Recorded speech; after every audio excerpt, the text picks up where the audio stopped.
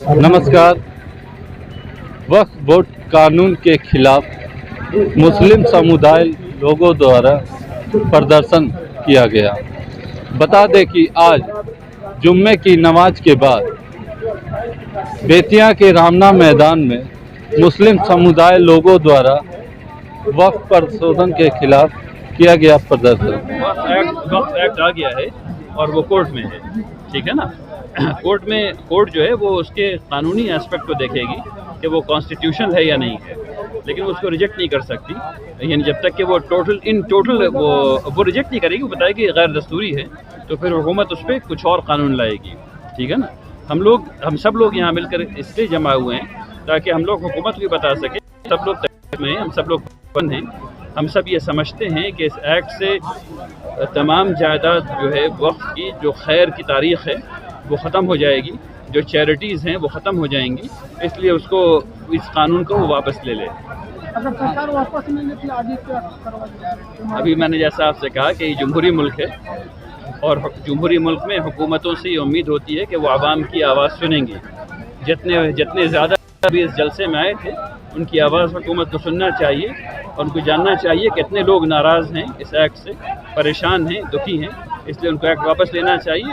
अगर वो नहीं लेंगी तो हम लोग ऐसे ही एहतजाज करते रहेंगे। क्या परिचय होगा आपका? मुझे अहमद रहमानी कहते हैं। जो है उसकी इजाज़त नहीं देता। संविधान ये कहता है कि भाषा के आधार पर, भेदभाव के आधार पर, किसी धर्म के भेदभाव के आधार पर, किसी क्षेत्र के भेदभाव के आधार पर, इस ढंग से किसी भेदभाव के आधार पर, लिंग हो, जाति हो, धर्म हो, भाषा हो, किसी पर आधारित हिंदुस्तान में ये जो मोदी सरकार ने किया, ये वक्फ बोर्ड संशोधन जो कानून बना है 2025, ये भेदभाव पर आधारित है और एक तरफ ये संविधान के खिलाफ है और दूसरी तरफ ये धार्मिक आज़ादी के मामले में, स्वतंत्रता के मामले में भी एक तरह से ये बाधित करता है आज़ादी को। जो इस्लाम धर्म के लोगों की अपनी आज़ादी है अपने अंदर की, उसको बाधित करता है। इस लिहाज से ये गैर लोकतांत्रिक है, गैर संवैधानिक है। हम लोग विरोध करते हैं और इस कानून का अविलंब रद्द करने की मांग करते हैं। ये पूरे हिंदुस्तान की आवाज़ है, पूरे देश की आवाज़ है। एक प्रधान बात ये है। दूसरी बात है कि ये वक्फ बोर्ड संशोधन कानून जो है, इसके माध्यम से देश में जो कॉर्पोरेट लूट तंत्र है, जिसके माध्यम से किसी भी को विवाद और जमीन की लूट हो रही है, उस लूट को रोकने का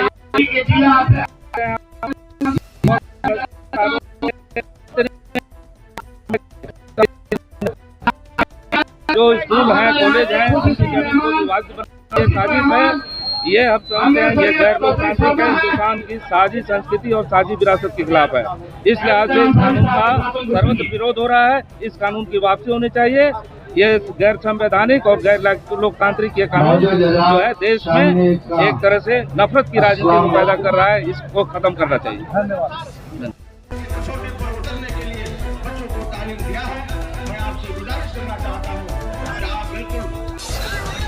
के साथ, सकूनत के साथ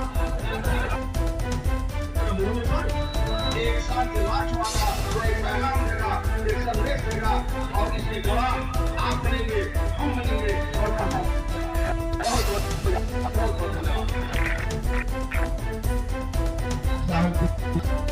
वाला है और शांतिपूर्वक ढंग से हमें आना था। और मैं आपसे मोहतरमा गुजारिश करते हैं, हम लोगों ने प्रशासन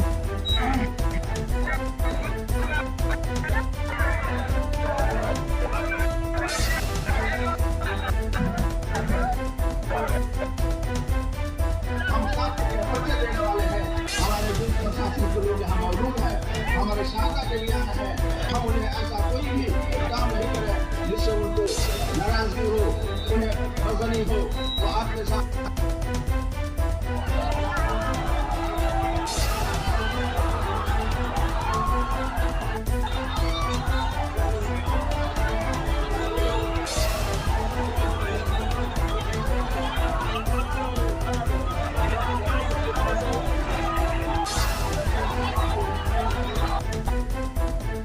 न्यायालय हमारी बातों को गंभीरता से इत्मीनान के साथ सुने और हमारे हक में फैसला दे। ये हमारे हमारे मुस्तकबिल की लड़ाई है, भविष्य की लड़ाई है, हमारा फ्यूचर इसमें शामिल है। मैं गुजारिश करना चाहता हूँ कि जो लोग इसे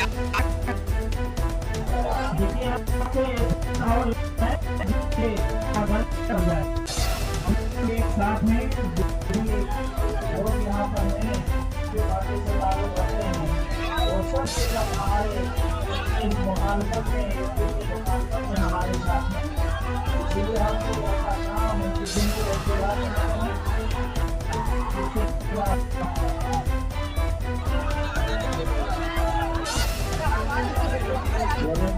कंट्रोल करेगा।